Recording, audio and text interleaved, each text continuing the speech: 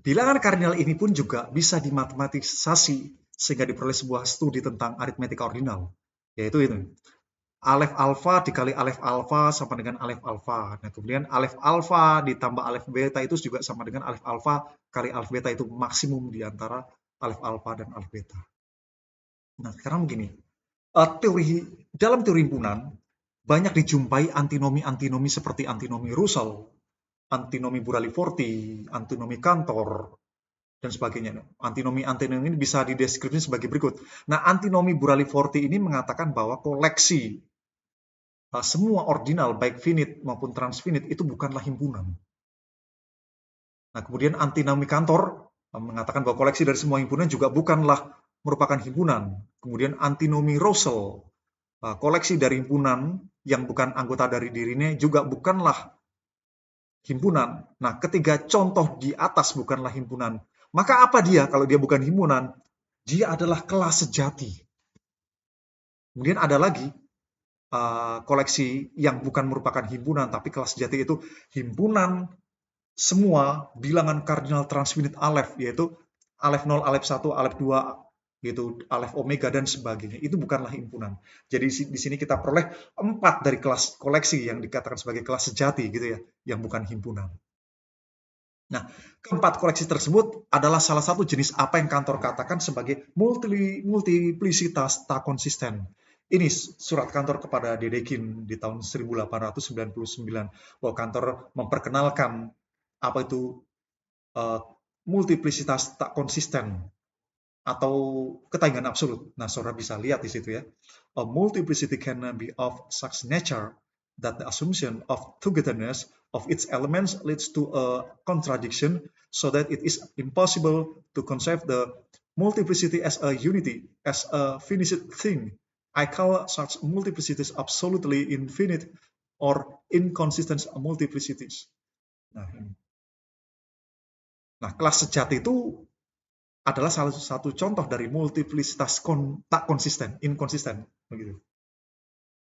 Nah, jadi di dalam teori himpunan terdapat dua koleksi, yaitu himpunan dan kelas sejati. Nah, himpunan sendiri dibagi menjadi dua, himpunan berhingga dan himpunan tak berhingga.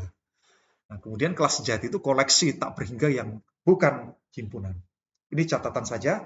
Jika himpunan M adalah himpunan berhingga, maka kardinalitas dari M dinamakan bilangan kardinal finite. Kemudian jika M adalah himpunan, masih himpunan ya, bukan kelas ya, himpunan tak berhingga, maka kardinalitas dari M adalah bilangan kardinal transfinite, yaitu alef. Kemudian jika M adalah kelas sejati, maka kardinalitas dari M itu tidak bisa dipahami di dalam pikiran manusia.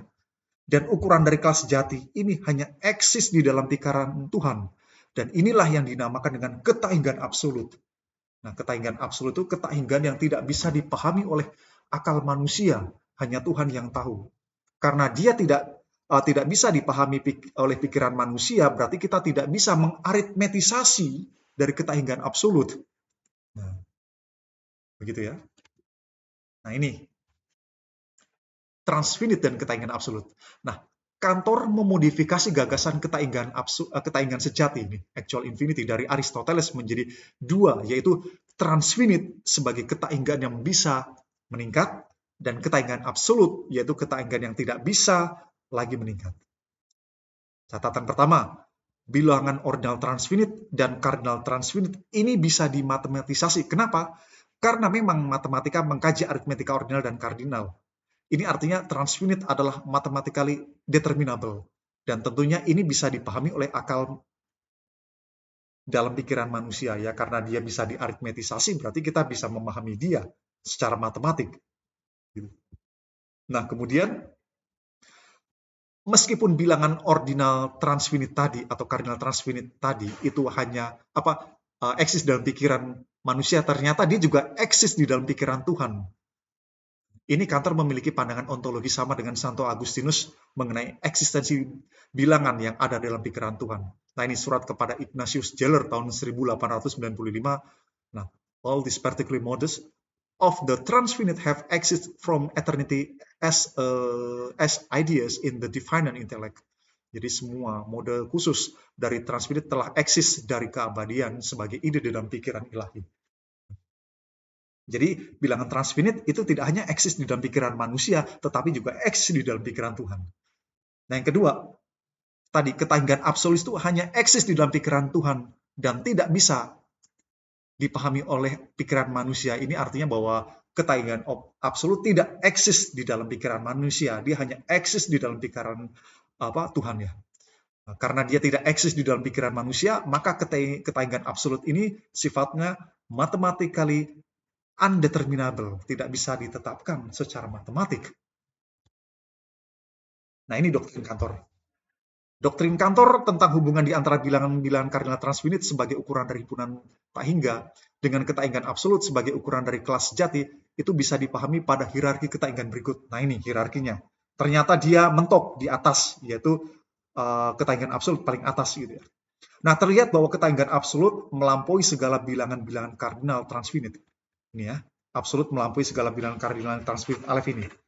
Dia adalah terminal. Dia siapa? Ya, ketanggan absolut ini adalah terminal dan tidak ada ketanggan yang bisa melampaui dia. Nah, dia adalah yang tertinggi. Dia tidak bisa dipahami oleh akal manusia. Dan yang tahu tentang dia hanyalah Tuhan. Oleh karena itu, ketanggan absolut sebagai ukuran dari kelas sejati hanya eksis di dalam pikiran Tuhan. Dia bukanlah objek matematik, karena matematik tidak mampu berbicara tentang dia. Yaitu melalui pendekatan aritmetik secara khusus gitu ya. Nah, hierarki dari bilangan kardinal transfinite ini akan memberikan informasi tentang metafisik dan teologi mengenai transendensi Tuhan serta hubungan antara Tuhan dan dunia ciptaan. Nah, demikian yang saya dapat sampaikan. Kita saksikan part selanjutnya. Terima kasih.